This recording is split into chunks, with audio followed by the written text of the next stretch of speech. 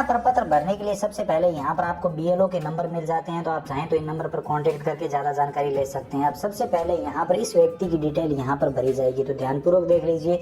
यहाँ पर इन व्यक्ति का जो फोटो यहाँ पर दिया हुआ है, इनका एक लेटेस्ट फोटो यहाँ पर आपको चिपकाना है पासपोर्ट साइज, तो वो फोटो चिपका दीजिए। उसके बाद यहाँ पर सबसे पहले इनकी डेट ऑफ बर्थ यहाँ पर जो भी आधार कार्ड में है वो यहाँ पर आप लिख दीजिए। मैं अपने हिसाब से लिख देता हूँ, आप अपने हिसाब से जो भी सही डेट ऑफ बर्थ हो वो आप भर दीजिए।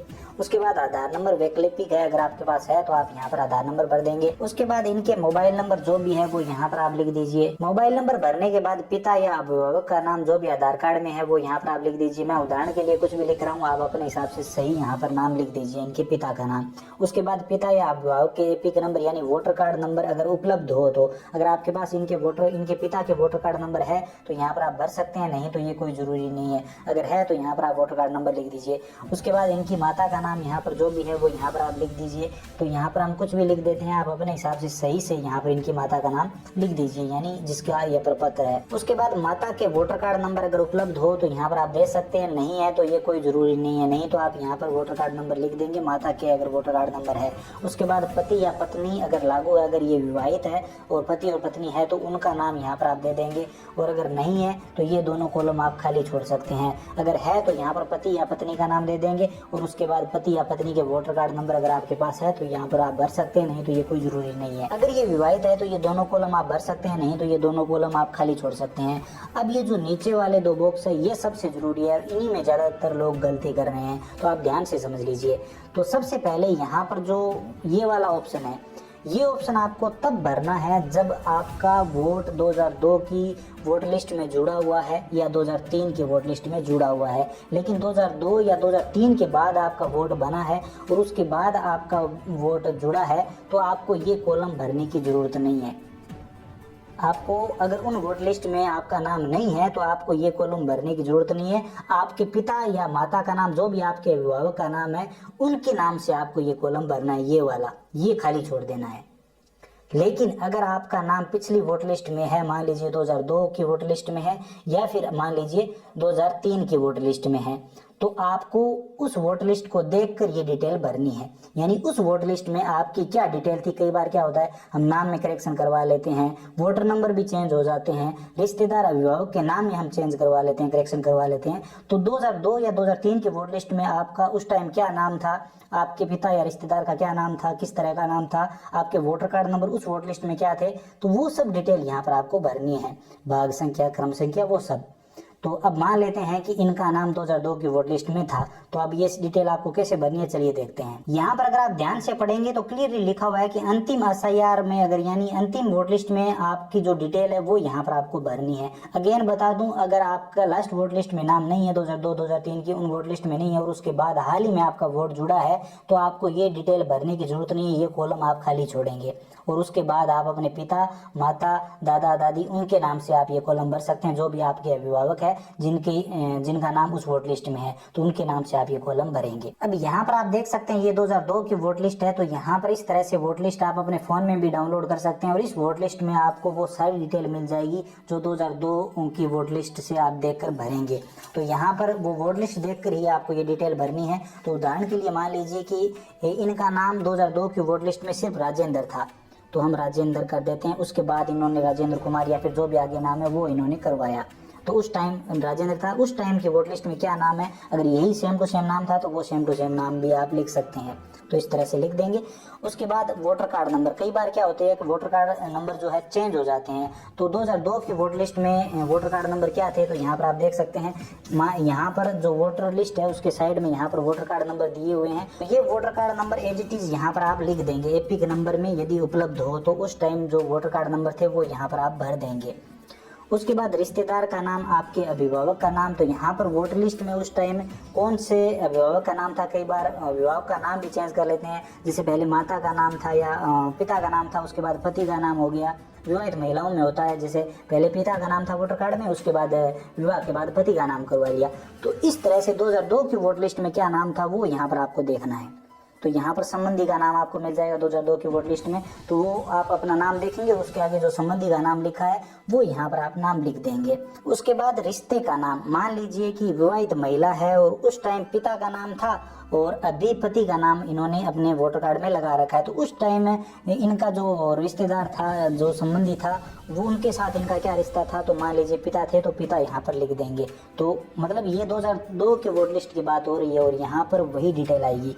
उसके बाद जिला, उस टाइम कौन सा जिला था, मान लीजिए कई बार क्या होता है कि विवाहित महिला है, बिहार में जो जिला 2002 में वो बिहार में थी और उसके बाद वो ससुराल में किसी दूसरे जिले में आ गई, तो 2002 के अनुसार ये डिटेल पूछी जा रही है। तो यहाँ पर उस टाइम जिला कौन सा था वो भरेंगे, राज्य भरेंगे।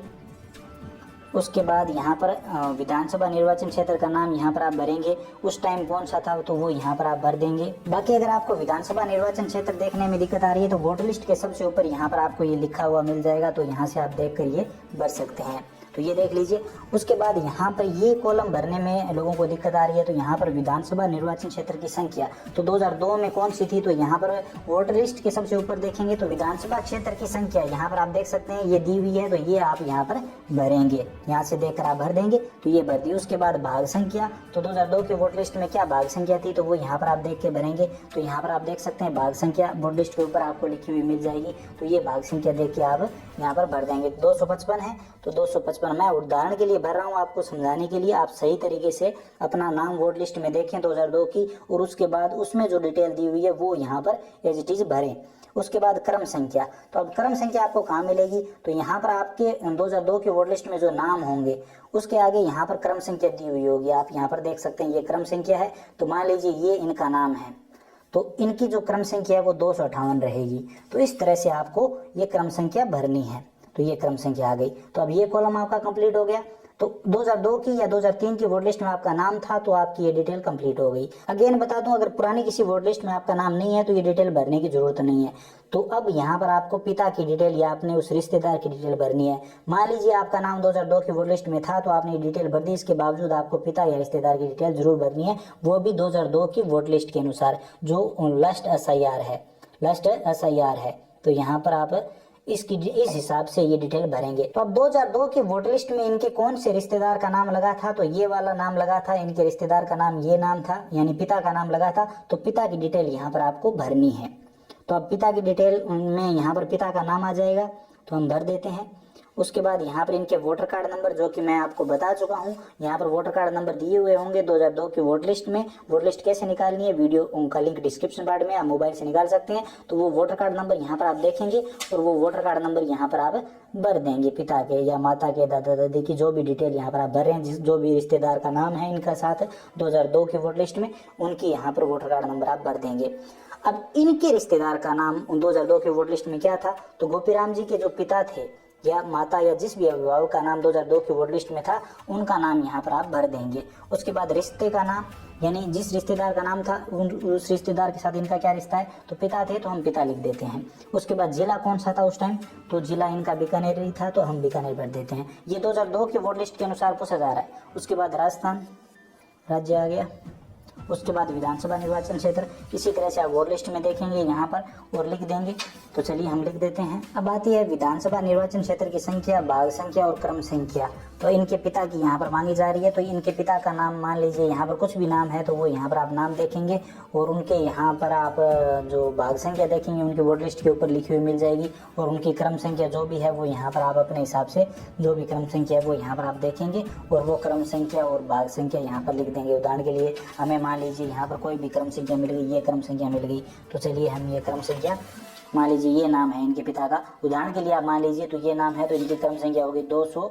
यहाँ पर ये जो विधानसभा निर्वाचन क्षेत्र की संख्या होगी वो तो ये ऊपर वाली होगी, तो ये आपको विधानसभा निर्वाचन क्षेत्र की संख्या यहाँ पर हम लिख देते हैं 12, और भाग संख्या हमें मिल गई, भाग संख्या जो है वो यहाँ पर मिलेगी आपको, तो वोट लिस्ट के ऊपर वो यहाँ पर आप देख कर लिख देंगे। तो यहाँ पर मान लीजिए हम एक ही वोट लिस्ट से यहाँ पर डिटेल देख रहे हैं तो सेम है, बाकी आप अलग अलग वोट लिस्ट से देखेंगे, क्योंकि 2002 की वोट लिस्ट में शायद इनका नाम अलग पेज पर मिलेगा और इनका अलग पेज पर, तो अलग अलग ये रहेगी। तो मैं आपको बता रहा हूँ कि आपको वोट लिस्ट में कहाँ पर देखना है, तो उस हिसाब से ये भाग संख्या आ जाएगी और क्रम संख्या यहाँ पर आपको आगे लिखी हुई मिल जाएगी। तो जो भी क्रम संख्या हो वो यहाँ पर आप भर दीजिए। तो उदाहरण के लिए मान लीजिए 6 क्रम संख्या थी इनकी, तो वो हमने भर दी। तो इस तरह से ये फॉर्म भरना है। अब मैं एक बार फिर बता दूं, अगर 2002 या 2003 की वोट लिस्ट में इनका नाम नहीं था तो यहाँ पर ये डिटेल भरने की जरूरत नहीं है, सिर्फ आप ये डिटेल भरेंगे। इसी के साथ मान लीजिए 2002 या 2003 के वोट लिस्ट में इनका नाम था तो आप ये डिटेल भरेंगे। ये फिर कोई ज़रूरी नहीं है, आप चाहें तो भर सकते हैं रिश्तेदार की डिटेल, नहीं चाहें तो कोई ज़रूरी नहीं है, ये कॉलम आप खाली छोड़ सकते हैं। सिर्फ एक व्यक्ति की डिटेल आपको देनी है। और विवाहित महिलाओं में जिनका मान लीजिए जिनकी उम्र 40 वर्ष से कम है, उनको इस तरह की वोटर कार्ड की कॉपी भी, वोट लिस्ट की कॉपी भी साथ में लगा देनी है। जैसे ये वोट लिस्ट है 2002 की, इसमें महिला का नाम मिल गया, मान लीजिए ये नाम मिल गया महिला का, तो इस महिला का जो है ये कॉपी साथ में लगा देनी है और बीएलओ को सबमिट करना है। तो ये कॉपी आपको प्रिंट आउट निकलवा लेना है और इसके साथ में लगा देना है। तो इस तरह से ये वोटर लिस्ट का काम कंप्लीट। उसके बाद यहाँ पर जो आवेदक है जिसका ये प्रपत्र है उसके यहाँ पर हस्ताक्षर हो जाएंगे, अंगूठे का निशान लगाएगा और डेट यहाँ पर मेंशन कर देंगे इस तरह से, और यहाँ पर अंगूठे का निशान भी लगा देंगे और उसके बाद यहाँ पर बीएलओ के हस्ताक्षर हो जाएंगे। इस तरह के 2 फॉर्म आपको भरने हैं। एक फॉर्म आपके पास रहेगा जिस पर बीएलओ हस्ताक्षर करके आपको दे देंगे और एक आपको बीएलओ को सबमिट कर देना है जो ऑनलाइन सबमिट होगा और आपका नाम मतदाता सूची में बना रहेगा। तो इस तरह से आपको ये डिटेल भरनी है। तो यहाँ पर आपको अपनी डिटेल भरनी है, यहाँ पर आपका नाम जो 2002 या 2003 की वोट लिस्ट में था उसके अनुसार ये डिटेल भरनी है। अगर आपका नाम इस वोट लिस्ट में नहीं था तो आपको अपने पिता, माता या दादा दादी की डिटेल ये भरनी है। लेकिन अगर आपका नाम 2002 या 2003 की वोट लिस्ट में मिल जाता है तो ये डिटेल आप भरेंगे और ये आप खाली छोड़ सकते हैं। अगर आपका नाम इस लिस्ट में नहीं था तो ये आप खाली छोड़ सकते हैं और ये भर सकते हैं। तो ये आप ध्यान रखें, और आप चाहें दोनों में था तो दोनों आप डिटेल भर सकते हैं। बाकी मैंने आपको बता दिया कहाँ से कौन सी डिटेल आपको मिलेगी और किस तरह से ये फॉर्म भर